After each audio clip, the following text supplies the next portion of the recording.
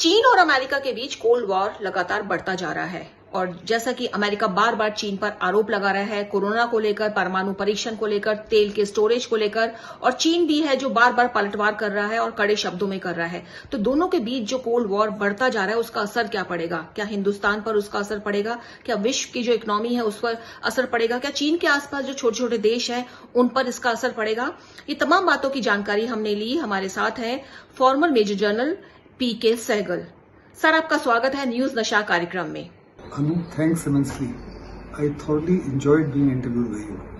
Sir, सबसे पहले यही जानना चाहूंगी, जिस तरह से अमेरिका कह रहा है कि वो चीन में जांच टीम भेजना चाहता है और जांच का मतलब है कि वो कोरोना से संबंधित तो जांच करवाना ही चाहता है, साथ में ये भी आरोप लगा रहा है कि कोरोना की आड़ में चीन ने कई छोटे छोटे परमाणु परीक्षण किए हैं।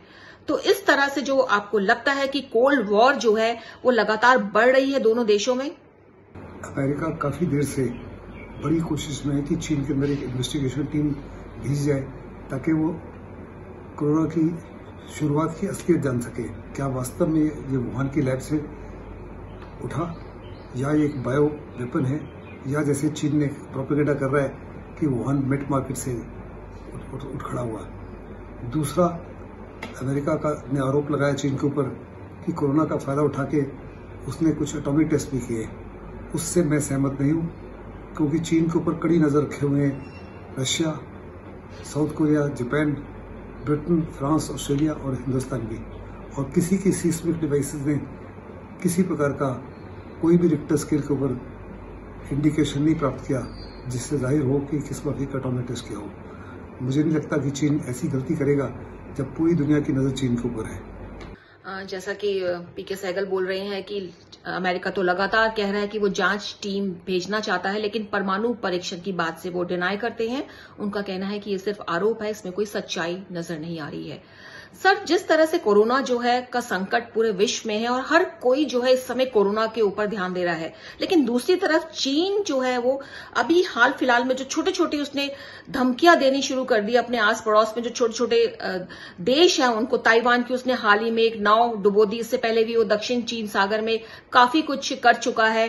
वियतनाम को लेकर वो काफी धमकियां दे चुका है। जापान के कुछ जो द्वीप हैं उन पर भी वो उसकी एक्टिविटीज बढ़ रही हैं। तो क्या चीन इस जो कोरोना का पूरा संकट देश में चल रहा है उसके बीच अपनी महत्वाकांक्षा जो नंबर 1 महाशक्ति बनने की है, क्या वो पूरी करना चाह रहा है? वास्तव में आज पूरी दुनिया कोरोना से झुलस रही है, खास करके अमेरिका और यूरोप जो सबसे ज्यादा प्रभावित हुए हैं। चीन स्थिति का नाजायज फायदा उठाना चाहता है और साउथ चाइना सी के ऊपर हर प्रकार से हावी होना चाहता है। उसकी पिछले कुछ दिनों में ऐसी हरकतें की हैं जिसने अमेरिका और ऑस्ट्रेलिया की चिंताएं बढ़ा दी है। ताइवान की एक बोट को डुबो दिया है, वियतनाम के एक फिशिंग बोट को रैम किया है, फिलीपींस और मलेशिया के खिलाफ मिलिट्री मैनूवर्स किए हैं, और जापान का जो आइलैंड है जिसके ऊपर चीन कब्जा करना चाहता है वहां भी उसने 5 वॉरशिप्स को उस इलाके में भी भेजा। इससे चिंतित होकर अमेरिका और ऑस्ट्रेलिया ने अपनी नेवी के जहाज उस इलाके में तैनात कर दिए हैं और एक किस्म से चाइना को साफ तौर पर चेतावनी दी है कि अगर चाइना ने किसी माफी की कोई भी गड़बड़ी की या जबरदस्ती की तो अमेरिका और ऑस्ट्रेलिया पीछे नहीं हटेंगे। ऐसे में उस इलाके में टेंशन और बढ़ रहा है। अब बड़ा लाजमी है कि पूरी दुनिया एकजुट होकर चीन को बाइकआउट करे। इकोनॉमिक बॉयकॉट ही चीन के लिए सबसे बड़ी पनिशमेंट होगी, क्योंकि एशियन देश इन्वॉल्व है। अभी समय आ गया कि एशियन देश भी इकोनॉमिक डिस्टेंसिंग रखें चाइना से, और चाइना से हर प्रकार का बिजनेस कॉन्ट्रैक्ट जो है उनको खारिज कर दें। तो जैसे पीके सहगल का खुद कहना है कि इस समय चीन जो है कोरोना के बीच में ये सब एक्टिविटीज कर रहा है जो सच में गलत है, और ध्यान जो है उसका उस तरफ ज्यादा लग रहा है। पूरी दुनिया इस समय कोरोना से लड़ने की सोच रही है और चीन जो है अपना महत्वाकांक्षा पूरी करना चाहता है।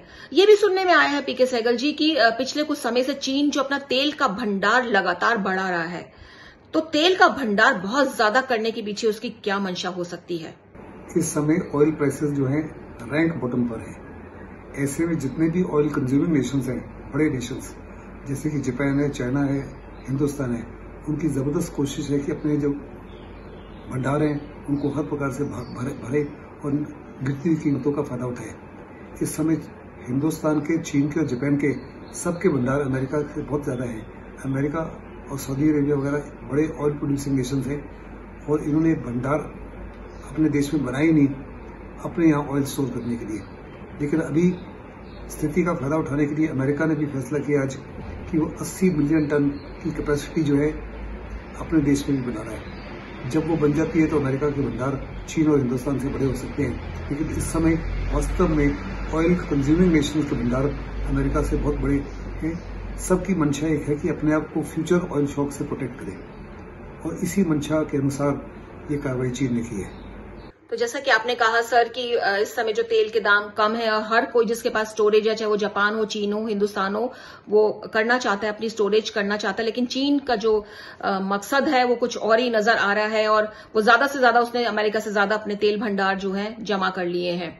सर, जो कोल्ड वॉर चल रहा है, मेरा अगला प्रश्न ये है, दोनों के बीच जो कोल्ड वॉर चल रहा है अमेरिका और चीन के बीच में, और आने वाले समय में यदि एक दूसरे का ये पूरी तरह से बॉयकॉट करते हैं तो क्या हिंदुस्तान पर उसका असर पड़ेगा? क्योंकि हिंदुस्तान जो है वो चीन से भी पंगा नहीं लेना चाहता है, अमेरिका से भी बहुत हद तक न्यूट्रल पॉलिसी इस समय हिंदुस्तान ने अपनाई हुई है। तो अगर इन दोनों के बीच कोल्ड वॉर होता है तो हिंदुस्तान पर क्या फर्क पड़ने वाला है?